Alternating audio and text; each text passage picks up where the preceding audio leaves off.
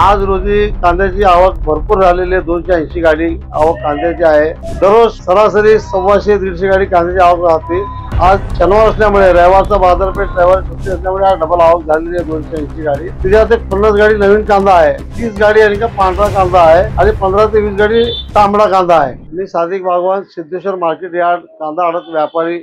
आज रोजी कांद्याची आवक भरपूर झालेली आहे. 280 गाडी आवक कांद्याची आहे. दररोज सरासरी 125-150 गाडी कांद्याची आवक राहते.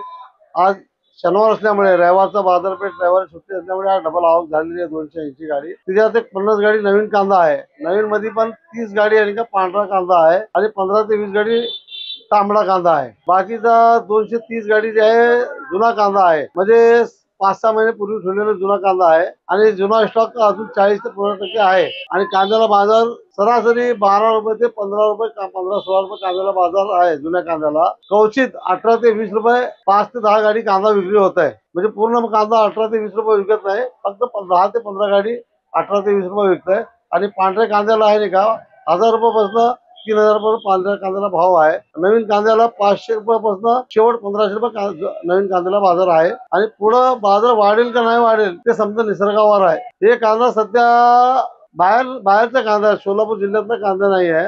अहमदनगर, बीड आणि पुणे जिल्हा या भागातला कांदा यायला लागलाय. आणि नवीन कांदा जे आहे ते मसोड भागातला कांदा आहे नवीन. मग सोलापूर कृषी बाजार इथं सोलापुरात ना आंध्र प्रदेश, तामिळनाडू आणि कर्नाटक या भागात कांदा जात आहे.